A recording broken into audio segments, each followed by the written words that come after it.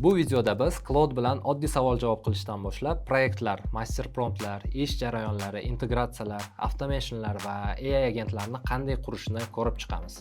Ya'ni Claude'ni shunchaki menga post yozib ber degan chatbot sifatida emas, real ishlaydigan, real ishlaringizni tartibga soladigan va ularni tezlashtiradigan yordamchi sifatida ishlatishni ko'ramiz. Video oxirida esa siz o'zingizni qaysi darajada ekanligingizni, keyingi darajaga chiqish uchun nimalar qilish kerakligini va agar AI Automation Bootcamp sizga qiziq bo'lsa, u yerda nimalar qilishingizni aniq tushunib olasiz. Oxirida sizga bepul AI Console Guide ham beraman. Bu Cloud yoki ChatGPT dan bitta oddiy javob olish emas, balki javobni bir nechta AI rollar bilan tekshirtirib, tanqid qildirib, kuchaytirib olish sistemasi. Assalomu alaykum, men ismim Mabrur. Men 6-7 yildan beri dasturlash bilan shug'ullanaman. Oxirgi yillarda esa AI yordamida o'zimni ishimni, har xil flowlarni avtomatlashtirish, agentlar qurish va ko'plab takrorlanadigan ishlarimni yengillashtiradigan sistemalar qurish ustida ishlayapman. Claude, Codex, Hermes va boshqa AI toollarni men har kuni ishlatib kelaman. Content yozishda ham, ishimda ham, o'zimni startapimni tahlil qilishda ham, yangi tool va agentlar yaratishda ham Claude men uchun oddiy chatbot emas. U ko'p holatda meni raqamli yordamchim bo'lib ulgurgan. Lekin ko'pchilik bilishim bo'yicha Claude'dan hali ham juda oddiy foydalanadi. Savol yozadi, javob oladi va keyin chatni yopib bo'ldi, tugatadi. Aslida esa Claude bundan anchagina ko'p ish qila oladi. Shu uchun bugun Claude'dan foydalanishni 6 ta darajasini ko'rsataman. Bu 6 ta daraja eng oddiy savol-javobdan boshlab to ish jarayonlaringizni avtomatlashtiradigan AI agentlar darajasigacha chiqishga yordam beradi. Siz bu videoni qanaqadir texnik video deb o'ylamang. Bu oddiy tilda tushuntiriladigan video. Bu video faqat dasturchilar yoki sohadan xabari bor odamlar uchun emas. Agar siz, misol uchun, marketing mutaxassisi bo'lsangiz, Claude sizga yangi content reja, reklama matni, mijoz profilini tushunish, offer, skript yozish yoki shunga o'xshash ko'plab ishlarda yordam beradi. Agar siz SMM mutaxassisi bo'lsangiz, Claude sizga postlar, reel script, karusel, caption, content kalendar va mijoz uchun, misol sizga oylik report kerak. Shu reportlarni tayyorlashda yordam bera oladi. Agar siz agentlik yuritsangiz, Claude sizga mijoz briefingini tartibga solish, proposal yozish, klientni report qilish, qanaqadir jamoa ishini standartlash, avtomatlashtirishda yordam bera oladi. Agarda siz biznes egasi bo'lsangiz, Claude bilan siz lidlaringizni yana ham yaxshiroq tushunishingiz mumkin. Savdo xabarlarini tahlil qilishingiz, customer support, menejerlar ishini, KPI ni hisoblash, qanaqadir o'zingizni kundalik reportlaringizni tayyorlashda yordamchi qilsangiz bo'ladi. O'zingizdagi og'riq va takrorlanadigan ishingizga AI ni to'g'ri qo'sha olsangiz, u kuniga 5-6 soatlab vaqtingizni tejab berishi ham mumkin. Demak, endi darajalarga bo'lishni boshlaymiz. Birinchi daraja bu oddiy foydalanuvchi. Bu darajadagi odam Claude'ni xuddi Google kabi ishlatadi. Misol uchun, ular so'raydi, mana menga biznes g'oya ber yoki Instagram postim bor, shu Instagram postga qanaqadir skript yozib ber. Bu narsa nima degani? Menga reklama matnini yozib ber. Ertaga O'zbekiston kim bilan o'ynaydi, misol uchun. Shunaqa savollarni so'rab chatlashadi. Bu yomon emas, lekin bu eng beginner level, eng boshlanishi shu. To'g'ri, xotirada nimadirlar saqlanib qolishi mumkin, lekin u siz haqingizda to'liq flowni, ya'ni biznesingiz haqingizda ham to'liq flowni bilmaydi. Misol uchun, mijozingiz kimligini bilmaydi, qanday tonda gapirishingizni bilmaydi yoki qanaqa javob berishingizni, qanaqa natija kerakligini sizga u bilmasligi mumkin. Shu uchun javoblar ko'pincha juda ham umumiy chiqadi, chiroyli ko'rinadi, lekin real ishga tayyor bo'lmaydi va ular qanaqadir template javoblar bo'lib qoladi. Bu darajadan chiqish uchun ikkita oddiy usuli bor. Birinchisi bu Claude'dan avval sizni intervyu qilishini so'rang. Misol uchun Grill Me degan skill bor. Shu skillni ishlating yoki Claude'ning o'ziga chatiga shunday yozsangiz bo'ladi. Javob berishdan oldin bu vazifani yaxshi bajarishing uchun menga kerakli savollarni ber deb so'raysiz. Shunda Claude sizdan kontekst so'raydi va bu kontekst bo'yicha javob berishga harakat qiladi. Kontekst degani bu AI yaxshi javob berish uchun kerak bo'ladigan, unga beriladigan ma'lumotlar. Misol uchun, kim uchun yozilyapti bu narsa, maqsad nima, format qanaqa, siz auditoriyangiz kim, mahsulot nima, mijoz nimadan qo'rqadi, nimani xohlaydi. Bu narsani katta ehtimol siz yozmasligingiz mumkin, lekin bunaqa intervyu qilib olsangiz, bu AI shu narsalarni so'rashi mumkin. Ikkinchi usul bo'lsa, bu Ask Console degan narsani ishga tushirish. Masalan, Console degan skillni o'rnatib oling va chatga shuni ishlatishini so'rang. Console'ni siz ishga tushirib, zaif joylarini top va yaxshilangan versiyani ber deb aytishingiz mumkin. Bu ko'rinishidan juda ham oddiy, lekin natijani juda ham zo'r qilib yaxshilab beradi. Chunki bunda nima bo'ladi? AI bir nechta agentlarni ishga tushirib, tanqidiy va boshqa taraflardan kelib chiqib, javobda yetarlicha yaxshi variantlarni sizga olib kelib beradi. Siz uni tanqid qilishga majbur qilasiz. U qanaqadir mantiqiy bo'shliqlar bo'lsa shuni ko'radi va yaxshiroq javob beradi sizga. Demak, bizni birinchi darajamizdagi asosiy xulosamiz Claude'dan bitta javob olib ketmang. U bilan qanaqadir o'zingiz chatlashib o'tiring, unga savol berishga harakat qiling, yana ham aniqlashtirishga va o'zini ishini o'ziga tekshirtirishga majbur qiling. Ikkinchi darajamiz bo'lsa, bu Claude'dan yoki AI'dan ishlatadigan doimiy foydalanuvchilar. Bu darajada siz Claude'ni oddiy chat emas, qanaqadir ish joyi sifatida ishlatishni boshlaysiz. Ya'ni har safar noldan boshlamaysiz. Claude sizni ishingizni, loyihangizni, mijozlaringiz, uslubingiz va qanaqadir berilgan qoidalaringizni biladigan muhit yaratib olgan bo'ladi. Buning uchun siz Claude'da proyektlardan foydalanasiz. Proyektni oddiy qilib tushuntirsam, bu Claude ichidagi alohida ish papkasi. Masalan, YouTube content degan proyektingiz bor yoki bo'lmasam marketing degan proyektingiz bor. Agentlik mijozlari degan, business automation degan proyektingiz bo'lishi mumkin yoki har bir mijozni ismi bilan ochilgan alohida proyekt bo'lishi mumkin. Keyin shu proyekt ichiga siz qanaqadir master prompt qo'shasiz. O'zi master prompt deganda bu narsa Claude'ga siz haqingizda beriladigan asosiy hujjat. U siz haqingizda yoki o'zingizni proyektingiz haqida ma'lumotlar oladi. Uni AI uchun sizni pasportingiz deb tasavvur qilsangiz bo'ladi. Unda sizni kimligingizni, nima ish qilishingizni, auditoriyangiz kimligi, qanaqa tonda yozishingiz, qanaqa formatlarni yoqtirishingiz yoki qanaqa javob olishingiz, biznesingiz qanaqa ishlashi, qaysi natijani xohlashingiz yoziladi misol uchun. Agar siz master prompt yozishni bilmasangiz, Claude'dan so'rashingiz kerak, u sizga yozib berishi mumkin. Misol uchun xuddi teparoqda aytganimizdek, meni intervyu qil yoki grill me degan skillni ishlatib, meni rolim uchun master prompt yozib ber. Shunaqa qilib so'rab olsangiz, oxirida sizga u tayyor master prompt beradi va bu narsani siz proyektingiz papkasining ichiga qo'shib yuborsangiz bo'ladi va keyingi safar javob berishda Claude shu master promptdan foydalanib javob beradi. Bundan tashqari, proyektingiz ichiga boshqa har xil o'zingiz biznesingizga aloqador yoki ishingizga aloqador narsalaringizni qo'shsangiz bo'ladi. Misol uchun, oldingi ishlatgan skriptlaringiz, brand guidelines bo'lsa shu mijozingiz avatari, mahsulotlaringiz bo'lsa mahsulotlaringiz haqida ma'lumotlar, qanaqadir sotuv sahifalaringiz bo'lsa shu narsani, content rejalaringiz yoki har qanaqa ichki jarayoningiz bo'lsa shu narsalarni qo'shib, shu asosida menga javob ber deb so'rasangiz bo'ladi. Shundan keyin Claude har safar siz bilan noldan tanishib chiqmaydi, har safar tushuntirib o'tirishingiz kerak emas. U allaqachon siz haqingizda, sizni ishingiz haqida kontekstga ega bo'ladi. Bu yerda yana bitta muhim farqi bor. Master prompt va workflow prompt degan narsa bor. Aytganimizdek, master prompt bu siz haqiqizdagi ma'lumot. Workflow prompt bo'lsa, ish qanday bajarilishi kerakligi haqidagi qadamlar. Masalan, deylik, YouTube skript yozish bo'yicha workflowingiz bor. Bu workflowda siz amal qiladigan avval hook yoz degan narsa bo'ladi, keyin muammo ochiladi, keyin 3-5 ta qanaqadir asosiy pointlar tushuntiriladi, har bir pointga oddiy misollar berib chiqiladi. Oxirida sizda bo'lishi mumkin xulosa va call to action. Agar siz shunga o'xshash ishlarni takror qilayotgan bo'lsangiz, uni workflow promptga aylantirishingiz mumkin. Agar promptingiz yaxshi ishlasa, uni proyektingiz ichiga saqlab ketsangiz bo'ladi. Shunda Claude sizni ish uslubingizga asta-sekin moslashib oladi. Endi bizdagi 3-daraja bu integrator. Bu bosqichda siz Claude'ni faqat chat ichida ishlatmaysiz, uni real ishlaringiz bilan bog'lab chiqasiz. Misol uchun, sizda Gmail bor, Google Drive bor, har kuni ishlatadigan, kalendaringiz bor, Notion'ingiz bor yoki bo'lmasam Google Docs'da har xil Excel yoki Word formatlariz bor, Google Sheets deylik, Telegram yoki boshqa biznes sistemalar, CRMlar bor. Oddiy foydalanuvchi nima qiladi? Emailni ochadi, copy qiladi, Claude'ga pass qiladi, ya'ni Claude'ga qo'yadi bu narsani vstavить qilib, javobini oladi, keyin yana Gmailga qaytib vstavить qilib, shu narsani yozib jo'natib yuboradi klientlarga. Integrator bo'lsa, u shunaqangi topshiriq beradi Claude'ga.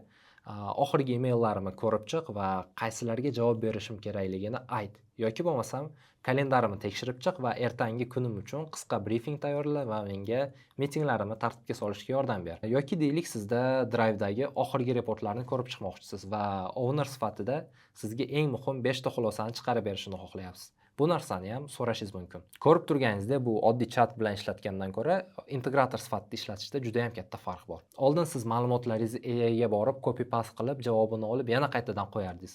Hozir bo'lsa hamma narsa avtomatlashtirilgan bo'ladi. Bu marketolog uchun o'zi nima beradi? Misol, unda campaign brief bor, mijoz feedbacklari va oldingi postlarni ko'rib, yangi content plan chiqarishni xohlayapti. U shunaqa narsalar qilishi mumkin. Misol, SMMchi bo'lsangiz, SMMchi uchun u mijozni tonini olib kelib beradi sizga. oldingi postlar va reportlarni ko'rib chiqib, keyingi oy uchun content plan taklif qilish mumkin. Agentlik uchun esa u bir nechta mijoz bo'yicha reportlarni ko'rib chiqadi. Qaysi klientda nima muammo bor, qaysi klientda natija yaxshi ketyapti, qaysini ustida ishlash kerak, qaysi joyda qanaqadir follow up kerak sizga. Shu narsalarni ko'rsatib berish mumkin. Va yana bir narsa, bu biznes egasi uchun ham ancha-muncha foyda beradi. Misol, sizda email, qanaqadir forma, CRM yoki shunga o'xshagan reportlardan kelib chiqadigan kunlik, haftalik shunga o'xshagan hisobotlarni, umuman holatni tekshirib berib, chiqarib bera oladi sizga. Bu darajada Claude faqat yozuvchi emas, ya'ni u chatning ichida ishlamaydi. U sizning ma'lumotlaringizni ko'ryapti, tartibga solyapti, sizga tushunarli xulosa beradigan yordamchiga aylanyapti. Xullas, oddiy tilda tushuntiradigan bo'lsam, skill bu xuddi insonning qobiliyatiga o'xshagan narsa. Misol uchun, sizda qanaqadir futbol o'ynash yoki shunga o'xshagan ishda siz deylik matematikada qobiliyatingiz bor. AIga ham skillni berib qo'ysiz, u ham aynan shu qisqa sohada qobiliyatli bo'lib qoladi. Deylik, xuddi tepada aytib o'tganimizdek, reklama postini yoki reklama kontentini yozadigan skillni chaqirib ishlatsangiz, sizning AIingiz aynan shu sohada, shu qisqa sohada qobiliyatli bo'ladi va qolgan boshqa sohalarni ignor qiladida. Misol, AIga shu narsani bersangiz juda ham umumiy javob berishi mumkin. Lekin skill bilan bersangiz aynan shu reklama mutaxassis sifatida javob beradi sizga. Skillni shunaqa tasavvur qilib olsak bo'ladi.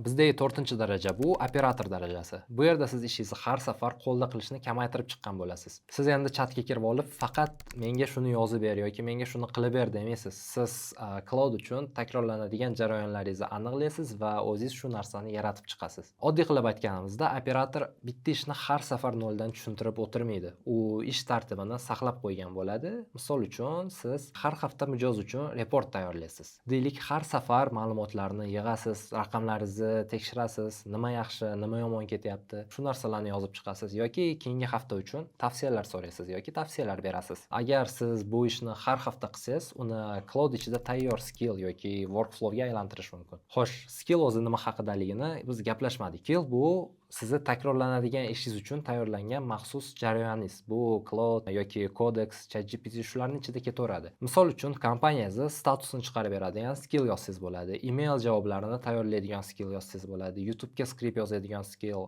reklama yoki mijoz report tayyorlaydigan skill, o'zingizdan kelib chiqib leadlaringizni tahlil qilib beradigan skill yozdirishingiz mumkin. Bu skilllar bilan siz har safar qaytadan uzun promptlar yozib o'tirmaysiz. Kerakli skillni chaqirasiz yoki o'zi AI topib o'zi chaqirib beradi va u shu jarayon bo'yicha ishini qilib ketaveradi. Bundan keyingi qadam scheduling bo'ladi, ya'ni rejalashtirish. Scheduling degani ayrim ishlarni belgilangan vaqtda avtomatik ishlaydigan qilib ketish. Misol uchun, sizga har kuni kechqurun ertangi kun uchun briefing kerak bo'ladi yoki ertangi kun uchun emaillarningizni tartibga solish va ularni o'qib chiqish kerak bo'ladi. U kalendarda nimalar borligini tekshira oladi, qaysi emailga javob berish kerak, qaysi mitingga tayyorlanish kerak yoki qaysi deadline sizga yaqinlashib kelyapti. Shu narsani aynan belgilangan vaqtda run qilib beradi. Yoki deylik, har juma agentlik egasiga qanaqadir weekly report tayyorlashingiz keraksiz. Qaysi mijozda ish yaxshi ketyapti, qaysi mijozdan feedbacklar kelmagan, qaysi tasklaringiz kechikyapti yoki boshqa o'zingizning xodimlaringiz tasklari kechikyapti. Keyingi haftaga nimalar e'tibor berishingiz kerak. Siz nima qilasiz? Belgilangan vaqtda, misol juma kuni soat 8:00 da shu narsani run qilganda menga javoblarni ber desangiz, scheduling ishga tushadi va sizga tartiblangan javoblarni olib kelib beradi. Qisqa qilib aytganda, bu sizni ishlaringizni eslatib turadigan va tartibga soladigan Claude ichidagi yoki umuman AI ichidagi mini assistent. Bizdagi 5-daraja bu builder darajasi, ya'ni quruvchi. Bu bosqichda Claude sizga faqatgina matn yozib bermaydi. Claude siz bilan software, mini tool yoki automation qura oladi. Bu yerda ko'pchilik Claude Code, Codex yoki Cursor shunga o'xshagan toollardan foydalanishi mumkin.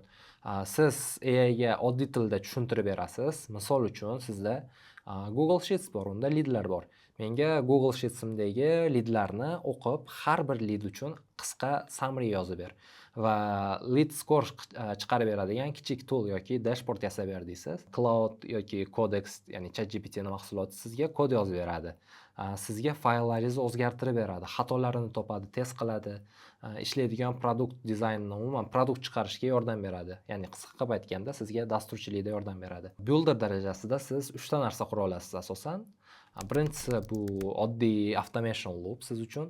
Loop degani bu qisqa qilib aytib ketaman, takrorlanadigan avtomatik ish, ya'ni siz avtomatik ishingiz bor, bitta flowga solgan bo'lasiz, u takrorlanadigan ishlarni tartiblab beradi. Masalan, sizga har kuni ma'lumot yig'ib beradi, tekshiradi, report qiladi, shunaqa qilib ketaveradi har kuni. Ikkinchisi bo'lsa bu disposable tool. Bu bittagina aniq vazifa uchun qurilgan qanaqadir kichik tool sizdagi. Masalan, sizda Word bor. Worddagi narsalarni tozalash mumkin yoki fayllaringiz PDFdan data ajratish, ya'ni ma'lumot ajratishingiz kerak. Mijozlar ro'yxatini segment qilishingiz kerak. Qanaqadir produkt research qilishingiz mumkin. Telegramdagi xabarlaringiz bor, juda ham ko'p. Shu xabarlarni eksport qilib, tahlil qildirishingiz mumkin AI ga. Bu ko'rib turganingizdek katta startap emas bu, lekin siz uchun juda ham foydali, ishingizni, vaqtingizni ancha tejaydigan real app. Ya'ni bu qanaqadir mini app, to'g'riroq aytadigan bo'lsak. Uchinchisi bo'lsa bizda real application. Bu sizga qanaqadir ichki dashboard bo'lishi mumkin, CRM'ingiz bo'lishi mumkin, admin panel, Telegram bot, mini SaaS applicationingiz yoki umuman o'zingizni biznesingizni, flowingizni avtomatizatsiya qilgan platforma. Eng muhimi, bu yerda siz bu narsalarni qilish uchun dasturchi bo'lishingiz shart emas, lekin siz AI ni juda ham zo'r ishlatishni bilishingiz kerak. Siz aniq fikrlashingiz kerak, planlaringiz bo'lishi kerak. Ya'ni sizda shunaqangi qobiliyat bo'lishi kerak, nima qurilishini tushuntira olishingiz kerak bo'ladi. Natijani yaxshi tekshirishingiz kerak, yaxshi test qilishingiz kerak va bu narsani kuzatib turib bilishingiz kerak bo'ladi. Umuman o'zingizni ichki tullaringizda, ichki narsalaringizda nimalar ketyapti. Shu uchun kod yozdirishdan oldin yaxshilab plan qildirishingiz kerak. Xuddi aytganimdek, yana Grillme juda ham foyda beradi bu narsa uchun ham. Shu narsani ishlatib plan qilishingiz mumkin. Ya'ni bu jarayonda plan qildirish juda ham muhim. Cloudda ham, Codexda ham, ya'ni ChatGPTda ham ichida shunaqa narsa bor, planning degan mod bor. Siz planning degan modni yoqib olingda, avval mendan shu narsani qanaqa qilishimni yoki o'zing tushunib olgin yoki menga ham tushuntirgin, birga ishlaylik, brainstorm qilaylik birga va shundan keyin bu narsani qurishni boshlaylik deb boshlasangiz va plan qilsangiz, har qanaqasiga sizdan savollar so'rashni boshlaydi. Birinchi, bu narsani nima qilmoqchisiz yoki nimaga bu yerda ma'lumotlar kam, bu narsani nima qilsak bo'ladi degan savollar beradi. Siz shu savollarga ketma-ketlikda javob berib ketasiz va yana ham yaxshiroq kontekst bilan, yana ham yaxshiroq natija qilib berish mumkin. Endi 6-daraja bu agent orkestrator. Bu bizdagi eng yuqori daraja desak bo'ladi. Bu darajada siz faqat aytib o'tganimizdek cloud bilan chat yoki automation shunaqadir workflowlar bilan ishlamaysiz. Siz o'zingiz real agentlar qurishni boshlaysiz yoki agentlar qanaqa ishlashini tushunasiz.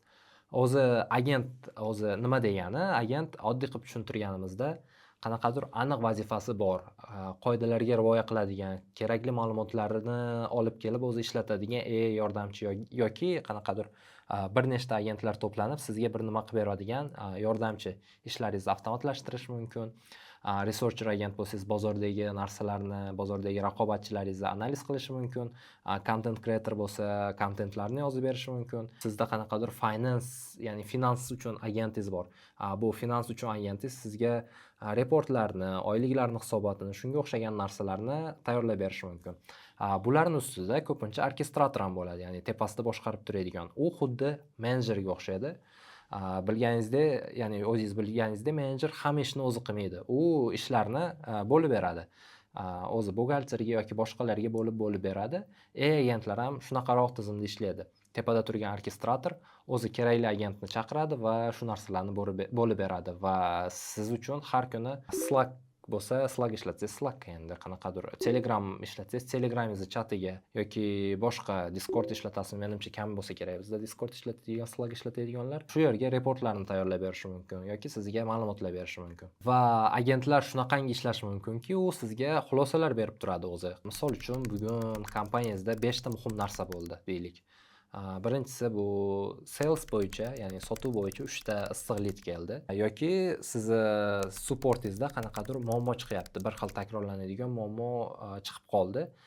Yoki marketing timingiz yaxshi ishlayapti, lekin bu yerdagi follow upingiz sus. Bitta mijozdan qanaqadir muhim javob kelmagan, ertaga sizni 2 ta muhim uchrashuvingiz, mitingingiz bor va shu narsalarni analiz qilib bera oladi yoki sizga eslatib turadi. Bu endi oddiy productivity yoki o'yinchoq tool emas, bu ish jarayonlarini avtomatlashtirgan yoki ish jarayonlarini o'zi jamlab olgan infratuzilma. Lekin bitta narsani esda tutishingiz kerak. Agentlar bu qanaqadir sehrli narsa emas. U yaxshi ishlash uchun siz ularga yaxshigina kontekst berishingiz kerak. Aniq qoidalar, real misollar va umuman overall aniq flowlarni tuzib chiqib, yaxshilab o'rgatishingiz kerak bo'ladi bu narsani. Endi qisqa xulosa qiladigan bo'lsak, agar siz Claude'ni faqatgina savol-javob uchun ishlatayotgan bo'lsangiz, siz birinchi darajadasiz. Agar proyektlar ochib ichida Coworkni ishlatib, master promptlar yoki fayllar bilan ishlatayotgan bo'lsangiz, siz ikkinchi darajadasiz.